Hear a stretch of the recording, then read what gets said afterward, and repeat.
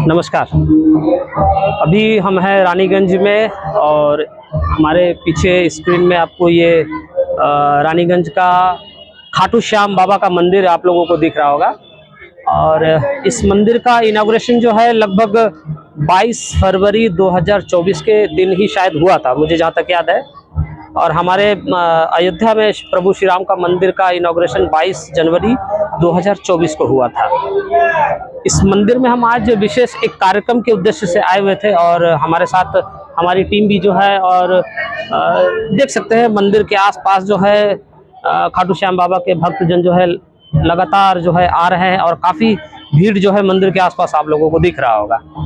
हम विशेषकर एक छोटी सी बात बोलने के लिए हम बोलना चाहते हैं कि बिहार के इलेक्शन में एक विधायक प्रत्याशी हैं जो मंदिर पर विशेषकर राम मंदिर पर, अयोध्या के राम मंदिर पर विशेषकर जो है अपना ढेर सारा ज्ञान लोगों के सामने परोस रहे हैं। लेकिन जब उनके सामने किसी विशेष वर्ग समुदाय के विशेष कानून पर या किसी विषय पर जब बात करने का प्रयास किया गया, तब वो कहते हैं कि हमारे पास इसके लिए कोई जानकारी नहीं है।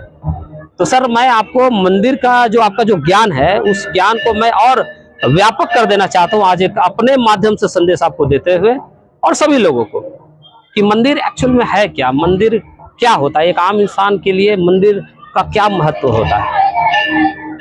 तो सर, जब हम मंदिर में जब हम प्रवेश करते हैं ना, तो मंदिर का चौखट को जब हम लोग प्रणाम करते हैं, इस तरीके से जब हम प्रणाम करते हैं, तो अपने अंदर के ईश्वर का जो अंश है उसको हम लोग प्रणाम करते हैं सबसे पहले। उसके बाद जब हम मंदिर में एंटर करते हैं और सीढ़ियां चढ़ते हैं, तो सीढ़ियां को चढ़ने के दरमियान जो है ना, हम अपने द्वारा किए गए हर पाप को, पुण्य का जो है ना लेखा जोखा करना शुरू करते हैं। हमारे दिमाग में वो चलना शुरू होता है कि भाई हम प्रभु के दरबार में जा रहे हैं। अपने द्वारा किए हुए हर पाप पुण्य का लेखा जोखा दिमाग में जो है चलना शुरू हो जाता है। जब हम लोग मंदिर के चौखट पर पहुंचते हैं और वो जो घंटा होता है ऊपर में, जब उस घंटे को हम लोग बजाते हैं और उसका जो ध्वनि चारों तरफ फैलता है, तब वो इंसान ना एक कल्पना करता है, सुमिरन करता है, प्रभु के चरण में अरदास करता है, विनती करता है कि हे प्रभु, इस सारे जगत का कल्याण। वहां पर वो खड़ा होकर सिर्फ अपने लिए मनोकामना नहीं करता है कि मेरे घर में मेरे बच्चे का नौकरी लग जाए, मेरे घर में सब कोई खुश हो, स्वस्थ हो। वो समस्त जगत के कल्याण की बात करता है जब वो घंटा बजाता है। और अंदर में जब वो प्रभु के सामने जाता है, वो जो स्मृति चिन्ह प्रभु का मूर्ति जो खड़ा होता है, मूर्ति जो स्थापित की हुई होती है, उस मूर्ति के सामने वो बात करना शुरू करता है, अपना दुख और दर्द उसको बताना शुरू करता है। और सबसे बड़ी खासियत तो ये है कि वो मूर्ति चुपचाप आपकी हर वो बात को सुनती है जो बाहर की दुनिया में कोई भी इंसान आपका सुनना नहीं चाहता है। बाहर की दुनिया में अगर मतलब आपके कष्ट, आपकी बातों से किसी को कोई मतलब नहीं है। यहाँ की भीड़ जो है ना, ये भीड़ थोड़ा दिखाइए सर, ये भीड़ जो है ना मंदिर के दरवाजे पर, ये भीड़ जो है दिखा रही है, ये इस बात का प्रमाण है कि कुछ न कुछ ऐसा है, कुछ न कुछ हर एक इंसान के अंदर कुछ वो बातें हैं, कुछ ऐसी फीलिंग्स हैं जो वो बाहर की दुनिया में ना अपने परिवार, ना अपने बच्चे, ना अपने पति पत्नी, कोई भी हो, जो बातें वो अपने बाहर के किसी भी लोगों को कह नहीं पाता है ना, वो जाकर उस मूर्ति के सामने कहता है।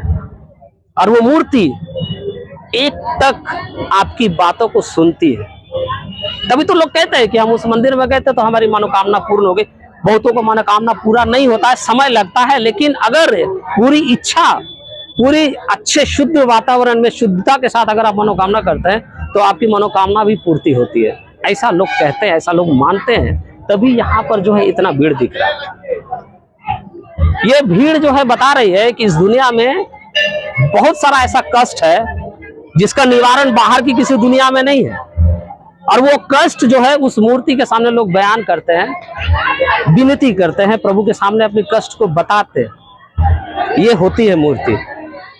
कुछ लोग कहते हैं कि अरे यार, अंदर में तो मूर्ति है, तो उस मूर्ति से क्या होता है, ऐसा बहुत लोग कहते हैं। सवाल अभी है ना, बिहार में एक सांसद महोदय जो चुनाव में खड़ा हुए हैं और मंदिर पर विशेष अपना ज्ञान दे रहे हैं कि अंदर तो मूर्ति है, उससे क्या होता है, वो कितने लोगों को रोजगार देगा।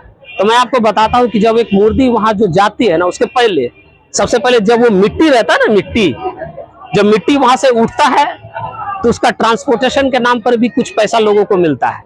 वो जो गाड़ी, जिस गाड़ी से मिट्टी उठ के जो जहां पर मूर्तियां बनती है वहां पहुंचता है ना, तो उसका भी गाड़ी वाले को जो है ना भाड़ा मिलता है। उसके बाद वो मूर्तिकार उसको आकार देना शुरू करता है। जो मूर्तिकार उस मूर्ति को बनाता है, उसके बदले में भी पैसा का जो है आर्थिक जो है उस मूर्तिकार को लाभ होता है। उसके बाद जो उसको सजाता है, उसको रंगता है, उसको चूड़ियां पहनाता है, उसको तिलक लगाता है, उसका साज श्रृंगार करता है, उसको भी कुछ ना कुछ आर्थिक लाभ होता है। उसके बाद वहां से जब मूर्ति बाजार में आती है, जो मूर्ति बेचता है, मूर्ति बेच करके भी अपने घर में कुछ ना कुछ पैसा लेके जाता है, तब उसके घर में उसका दाल रोटी चलता है। सारे लोग एक मूर्ति जब तक उस मंदिर में पहुंचती है तब तक कई सारे लोगों का घर चलता है। ये होती है मूर्ति। और कुछ लोग कहते हैं कि मूर्ति से क्या होता है, अपना अपना ज्ञान है, अपना अपना लोग ज्ञान देते हैं, लेकिन मुझे लगता है कि अगर सिर्फ विशेष एक मूर्ति पर अगर ज्ञान दे रहे हैं तो हर जगह पर आपका ज्ञान का स्तर होना चाहिए। ऐसी विनती है आपसे कि अनायास जो आप बिहार चुनाव में एक विशेष मंदिर को लेकर के आप जो अपना ज्ञान उड़ेल रहे हैं समाज में, इससे अच्छा है कि आप अपने उस क्षेत्र में जो जहां पर कमियां हैं, सड़कों को लेकर के, इंफ्रास्ट्रक्चर को लेकर के, मेडिकल को लेकर के, स्कूल को लेकर के, उस पर आप बातें कीजिए तो अच्छा लगेगा। बात बात पर एक मंदिर विशेष पर टिप्पणी करना, उसको आप एक राजनीतिक लड़ाई, किसी दल का विरोध करिए, अच्छा है, किसी दल को विरोध करिए, उसको जो कहना है करिए, लेकिन दल विरोध करते करते किसी मंदिर का विरोध करना कहां तक सही लगता है। मैं सभी से पूछना चाहता हूं, जो भी इस वीडियो को देखे वो बताएं, आप कमेंट करके बताएं कि उनके जीवन में एक मंदिर का क्या महत्व होता है। हम इस मंदिर में हैं, देखिए सारे लोग हैं, यहाँ पर भीड़ इकट्ठा है और सब कुछ ना कुछ अपने दिल में कुछ ना कुछ ऐसी बातें, ऐसी भावनाएं लेकर आए हैं जो जाकर उस मंदिर में कहेंगे। और वो मंदिर आपको नहीं, वो मूर्ति जो आपसे नहीं कहेगी कि जाओ जाओ, तुम्हारी बातें मुझे सुननी नहीं है, हमारे पास उतना टाइम नहीं है।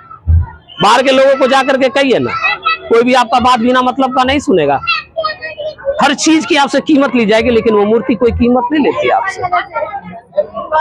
और ध्यान से, पूरी शुद्धता के साथ, पूरे मन के साथ अगर आप उस मूर्ति से बात करेंगे ना, तो थोड़ी देर बाद वो मूर्ति भी फिर आपसे बात करने लग जाती है, अगर उसमें आस्था हो तो। आस्था पर है सर सब कुछ। ये मंदिर आस्था का ही प्रतीक है। ये मंदिर, सर इधर थोड़ा सा, ये पूरा मंदिर जो है एक विशेष वर्ग के लिए आस्था का प्रतीक है। और अयोध्या का श्री राम का मंदिर जो है, श्री राम के संघर्षमय यात्रा का प्रतीक है। और वो मूर्ति जो है, श्री राम जी की मूर्ति जो है, एक प्रतीक चिन्ह है। यह मैसेज है लोगों को कि जो कोई भी पूरी शिद्दत के साथ, पूरी कर्तव्य निष्ठता के साथ अगर 14 वर्ष के लिए वनवास में भी अगर चला जाए और ईमानदार रहे, तो पूरा पक्का चांस है कि आप भगवान बनकर 14 साल बाद लौटेंगे। ये एक मैसेज दिया जाता है उस मंदिर के माध्यम से, उस मूर्ति के माध्यम से। आशा है कि वीडियो आप लोगों को अच्छा लगा होगा। और मैंने जो आपको बात बताया कि मंदिर का हमारे जीवन में क्या महत्व है, शायद बहुत लोगों को समझ आए। कुछ अगर समझ आए तो कमेंट करके हमें जरूर बताइएगा, अच्छा लगेगा। जय हिंद, जय श्री राम।